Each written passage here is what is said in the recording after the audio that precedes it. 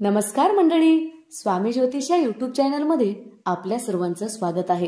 तर मंडळी, आपण आजच्या व्हिडिओत श्रावण संकष्ट चतुर्थी दिवशी हे उपाय अवश्य करा। यामुळे वैभव, ऐश्वर्य, सुख, समृद्धी, यश व गणेशाच्या कृपेने संकट व अडचणी दूर होतील। तर मंडळी हिंदू धर्मातील एक शुभ दिवस म्हणजे अंगारकी चतुर्थी। या दिवशी भक्त गणपती बाप्पासाठी उपवास करतात। अंगारकी चतुर्थी 6 महिन्यातून एकदा येते। यावेळी ऑगस्ट महिन्यात ही चतुर्थी आलेली आहे। जाणून घेऊया शुभ मुहूर्त आणि पूजेची विधी आणि उपाय सुद्धा पाहणार आहोत। दर महिन्याला येणारी संकष्ट चतुर्थी उपवास केल्याने भक्ताला सर्व त्रासापासून मुक्ती मिळते अशी मान्यता आहे। हा दिवस गणपती बाप्पाला समर्पित आहे। या दिवशी उपवास केल्याने गणपती बाप्पा प्रसन्न होतात। श्रावण महिन्यातील कृष्ण पक्षातील चतुर्थी मंगळवारी 12 ऑगस्ट या दिवशी आलेली आहे। हा मुहूर्त 8:40 सुरू होणार आहे आणि तिथी समाप्ती 13 ऑगस्ट रोजी 6:35 संपणार आहे। उदय तिथी अनुसार संकट चतुर्थी मंगळवारी 12 ऑगस्ट या दिवशी साजरी केली जाणार आहे।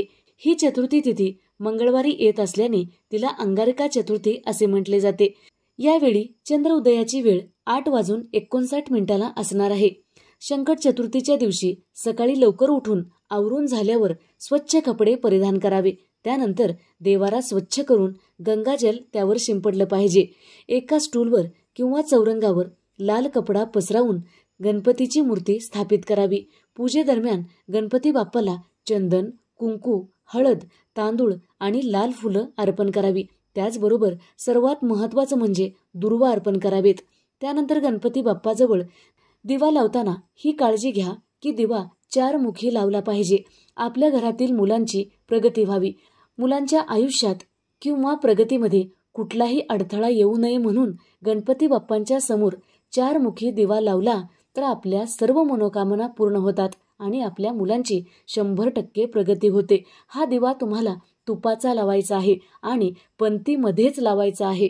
संकष्ट चतुर्थी दिवशी गणपती बाप्पाचे पूजन, नामस्मरण करत असले तरी अनेकदा अनेक गोष्टीमध्ये अडचणी, अडथळे आपणास येत असतील। कोणतं काम आपलं अडलेलं असेल, आपल्यावर कुठलं संकट आलेलं असेल तर प्रयत्न करूनही आपणास यश व प्रगती साध्य करता येत नसेल। मेहनत खूप करता पण त्या मानाने आपणास यथायोग्य फळ मिळत नसेल तर अशा वेळी काही उपाय करावे लागतात। यामुळे गणपती बाप्पा आपल्यावर प्रसन्न होऊन आपल्यावरील अडचण व संकट दूर करतात। गणपती बाप्पाला आवडणारी फुले या दिवशी आवर्जून गणपती बाप्पाला अर्पण करावीत। फुलामध्ये गणपती बाप्पांना जास्वंदाचे फूल अत्यंत प्रिय आहे। जास्वंदाचे लाल रंगाचे फूल या दिवशी गणपती बाप्पांना श्रद्धेने वाहिल्यास गणपती बाप्पा आपल्या प्रत्येक मनोकामना पूर्ण करतात, हे सत्य आहे। जर आपणास यश प्राप्ती किंवा प्रगती करायची असेल तर गणपती बाप्पाला 11 दुर्वाच्या 11 जुड्या अर्पण कराव्यात। जर आपण 21 जुड्या गणपती बाप्पाला अर्पण केलात तर आपल्या मनातील प्रत्येक प्रार्थना गणपती बाप्पा पूर्ण करतात। आपल्या मनातील प्रत्येक इच्छा पूर्ण होते। हा उपाय नक्की करून बघा। त्याचबरोबर श्रावण महिन्यातील संकष्ट चतुर्थीच्या दिवशी गणपती बाप्पाला 11 किंवा 21 हळकुंडाची माळ गणपती बाप्पाच्या गळ्यात घातल्यामुळे आपल्या सर्व इच्छा, सर्व मनोकामना व आपणास यशाची प्राप्ती होते, हे सत्य आहे। तर मंडळी, आपणास 7, 5 किंवा 11 हळकुंड घ्यायचे आहे। त्याला मौली धाग्यामध्ये बांधायचं आहे व आपण त्याला गणपती बाप्पाच्या गळ्यात घालायचं आहे। असं केल्यामुळे आपल्या सर्व अडचणी दूर झालेल्या असतील। हा उपाय नक्की करून बघा। संकष्ट चतुर्थीच्या दिवशी अथर्वशीर्ष पठण करावे। जर आपणास अथर्वशीर्ष म्हणता येत नसेल तर आपण मनोभावे श्रवण करावे। यामुळे आपणास अनंत प्रकारचे लाभ मिळू शकतात। पुढचा उपाय, जर आपणास परीक्षेत यश मिळत नसेल, आपण स्पर्धा परीक्षेला बसलेला आहात, त्यामध्ये सुद्धा आपणास यश मिळत नसेल, त्याचबरोबर आपणास परीक्षेत यश मिळावं म्हणून, आपण स्पर्धा परीक्षेत पास व्हावं म्हणून आपण हा उपाय करायचा आहे। घरात सुखशांती, समृद्धी व शांतता लाभण्यासाठी हा उपाय आपणास दिवे लागण्याच्या वेळी करायचा आहे। हा उपाय करण्यासाठी सर्वात महत्त्वाची वस्तू म्हणजे आपणास मातीचं भांड लागणार आहे। यासाठी आपण पंतीचा उपयोग करू शकता। एका प्लेटमध्ये थोडेसे तांदूळ टाकायचे आहे, त्यावर पंती ठेवायची आहे। त्यानंतर पंतीमध्ये सुद्धा थोडेसे तांदूळ टाकायचे आहे। त्यामध्ये 5 किंवा 7 कापुराच्या वड्या ठेवायच्या आहेत। त्यामध्ये 3 लवंग व 1 वेलची टाकायची आहे। याच कापुराने देवाची आरती करायची आहे।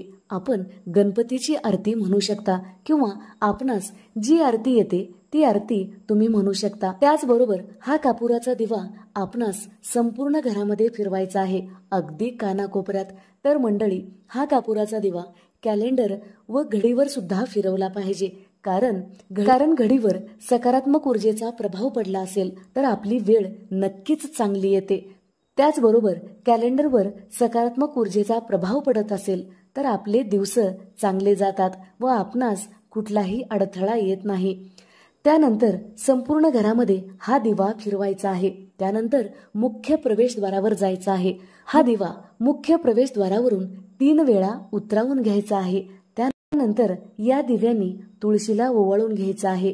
तुळशीला ओवाळताना आपणास ओम भगवते वासुदेवाय मंत्र म्हणत आपणास आरती करायची आहे। त्यानंतर ही आरती मुख्य प्रवेशद्वाराला 3 वेळा करायची आहे। त्यानंतर मुख्य प्रवेशद्वारावरच हा दिवा ठेवायचा आहे। घरामध्ये येतो त्यावेळी हा दिवा उजव्या हाताला असला पाहिजे। मुख्य प्रवेशद्वाराला ओवाळल्यानंतर हा दिवा घरामध्ये घेऊन यायचा नसतो।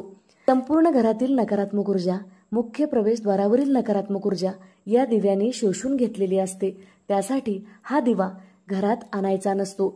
मुख्य प्रवेशद्वाराला ओवाळल्यानंतर हा दिवा बाहेरच ठेवायचा आहे, घरात आणायचा नाही। कापूर, लवंग व वेलची संपूर्ण जळाल्यानंतर त्याची माती मुख्य प्रवेशद्वारावर थोडीशी शिंपडली पाहिजे। आपल्या स्लॅबवर सुद्धा थोडीशी शिंपडून घ्यावी। यामुळे घरात नकारात्मक ऊर्जा प्रवेश करणार नाही, आपलं घर सकारात्मक ऊर्जेने भरून जाईल। श्रावण हा महादेव शिवशंकराला समर्पित असल्याचे मानले जाते। त्यामुळे श्रावणातील संकट चतुर्थीला गणपती बाप्पाची पूजा करण्यासह शिवपूजन आवर्जून केलं पाहिजे। गणपती हे शिवपुत्र आहेत। संकट चतुर्थीच्या दिवशी आपण गणपती बाप्पा सोबत महादेवाची सुद्धा पूजा करावी। यामुळे गणपती बाप्पा व शिवशंकराचा आपणास आशीर्वाद प्राप्त होतो।